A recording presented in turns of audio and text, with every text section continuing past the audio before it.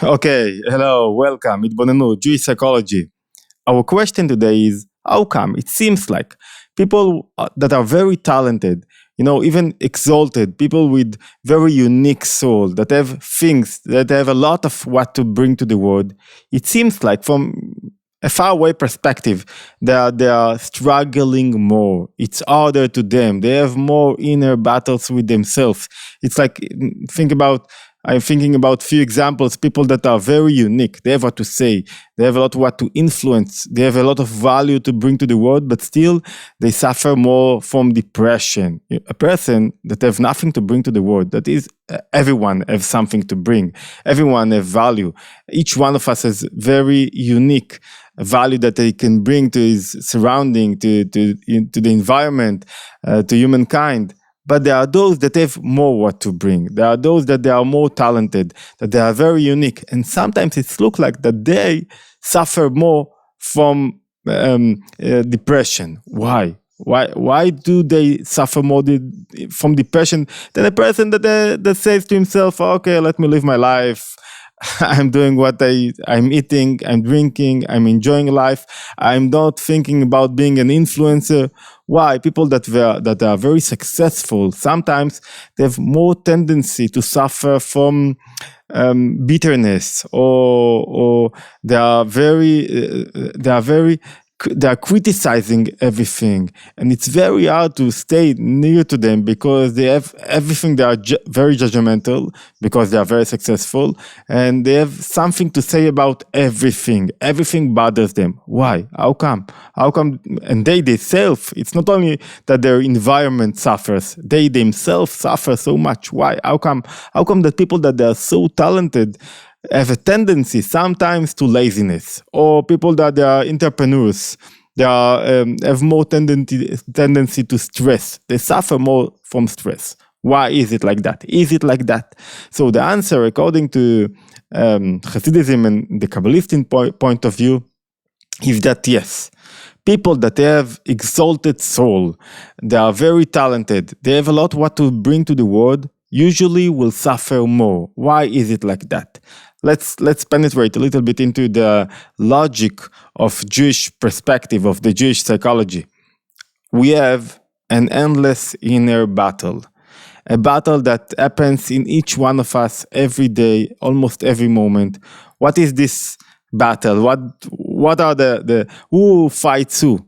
The battle are between two forces that we have in us. One force says to ourselves, go, conquer the world, go, fulfill yourself, go, reveal your inner powers, go, do what you have to do, find unity in the world, contribute to the world, do positive things. And there is this other voice, this other power in us, that the only things that important to him is I, myself. What about me? I want to be in the middle, in the center. I want people to think about me. I want to live and the life that people will talk only about me and will think about me. And when somebody is doing something else, I'm asking myself, what about me? And because of that, I have tendency to being a victim, to victimize myself. I have a tendency to be in depression. So there is an inner battle between an egocentric side of me and the one that looks for unity, look for contribution, look to be a part of the creation of whatever I'm doing. And it's an ever-ending struggles, we say.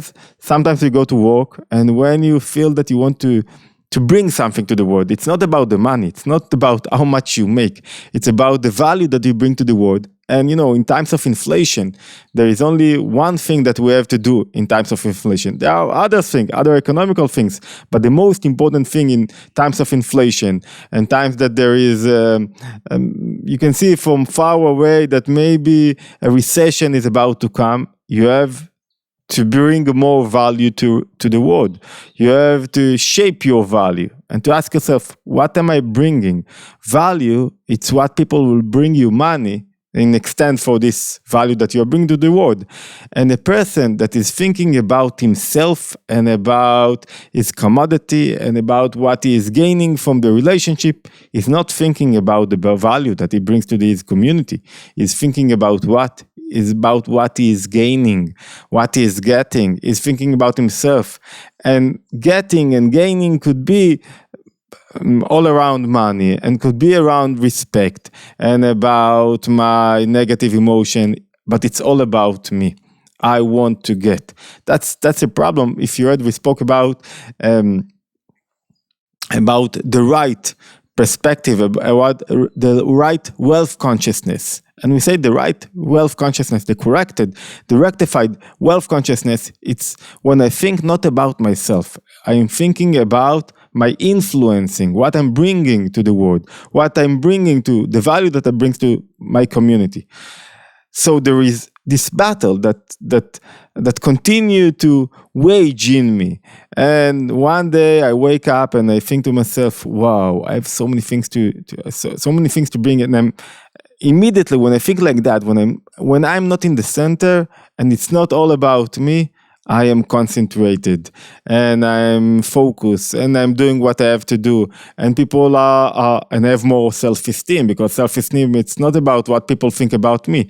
It's about me being able to be focused in one thing and not thinking about what people think about me. That's a lofty, the most important way of understanding self-esteem, because it's not about me. But when I'm losing the fights and I let all kinds of thoughts penetrate into me and control me, that's when I'm being controlled by my egoism. Okay, so let's get back to our question. How come that sometimes people that look to us that they are more talented, they have more struggles? Because the Alter Rebbe, the founder of the Chabad movement, says in a beautiful article, it says like that. He says, the more you're trying to be exalted, to uplift yourself, to work on yourself, to make a change, the other side, the other power that try to fight you, he also understands what happens, and he also trying to be a better warrior and to make a better war and to win in a way. Why? Because when you say, okay, I have nothing to do, I cannot change the world, that's the way things are, I am like that, nobody will change me, you're not ready for an emotional change, you're not ready to change your mindset. So the other side, that's a real name in the Hebrew literature, in the Kabbalistic literature, the other side, Sitracha. The other side says to himself, okay, he is not lifting himself up, I will not help him. I have nothing to do. I will also rest. I have nothing to do over here. There is not a real battle. He is killing himself. I don't have to battle. I don't have to fight against him. But when you try to squeeze yourself and to get out of yourself more and to be in a better position and not to stay in the place that you were, now he thinks to himself, okay, now we're struggling with someone that wants to be in a better place. I won't let him. That means that the more you have to offer, the more talented you are, the more unique you are, the more successful you are, the more entrepreneur you are, the more challenges you have, inner challenges, emotional challenges. That's why the more you are a leader, the more there is more chances that you will suffer from depression. If you are not a leader, if you don't have ambition to lead, so why would you be? Would you have depression about? You have nothing very important to say, so you do not care that people do not hear you. It's not like you have an intention that people will hear your message, will change themselves. You do not really want to change others. So what we are saying, it's true that the more I'm trying to uplift myself, the more struggles I'll have. You have to hear it from the language of the Alter Rebbe, the way he is pronouncing it, the way he says it, articulate this. He says like that. He says that is bringing from Tractate Sukkah. It is written there that the higher, the more sublime, the more elevated the person is, the more inclination he has Why? Because what we said.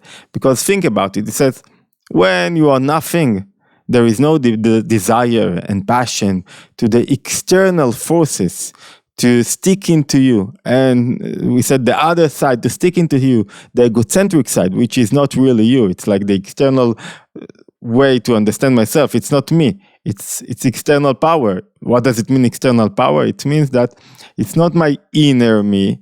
It's the power that wants to be connected to external things. I want to have, I want to succeed. It's not about the thing itself. It's not about unity itself. And it's, I want to eat. It's not about the things itself. It's all about things that are not really you. You ate, but who you are. You are a person that discovers in his inner animation, his inner soul, in order to be connected to other things, other creators in the reality. So it says like that. It says, the more you have passion to things, the more you have passions to things, the more you are successful, the more you are talented, the more the external forces in you are trying to stick to you and to suck powers from you. That's why it's a very bitter inner word, inner battle. That's why. But if you do not try to elevate yourself, and if he sees you like you are nothing, then there is no passion to fight against you.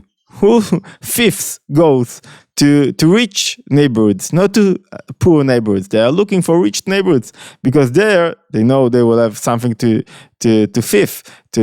take. Otherwise, why should they bother? Why should they bother to go to a place where there is nothing to get? So what we should know, what does all of this tells us? At the end, it tells us like that. It tells us that if we are suffering from a very hard inner struggles, battles, if we are struggling, if we have tendency to depression or to stress or to bitterness or to laziness or to being judgmental or whatever, that means that we have an higher soul. That means that somebody believes in us, that we have higher talented, and it calls us to pay attention to these inner battles, that we can overcome it, we can win it. The only thing that we need to believe in ourselves. And the negative thing that you can extract out of this inner battles, inner mechanism of the soul, is that when you have a battle that you are not good and you are not good enough and you have no ability to win and you won't reach it, it's the opposite. The truth is the opposite. What is the opposite? That you can, that somebody believes in you. And if you do not have inner battles, if you are not struggling, that means that maybe you are not so talented. Maybe you cannot push yourself forward. So it's like it's supposed to help us to believe in ourselves more. And that's why that sometimes we are trying, we went into a course. We want to do something that will help us in the future. We want to be a better person. We heard something and now we are ready to implement it. That's when we will be worse person. Why? Because now the battle that is waging in us is a lot more, is harder. And it's not only harder, that the other sides really want that there is a change in the door, and he wants to close the door. So the best things that we can extract out of this mechanism, out of this, what is happening to us, is to believe that when you have an inner war, inner battle, when you struggle, that means you have an higher soul. And if you will believe in yourself, that means you're going to win.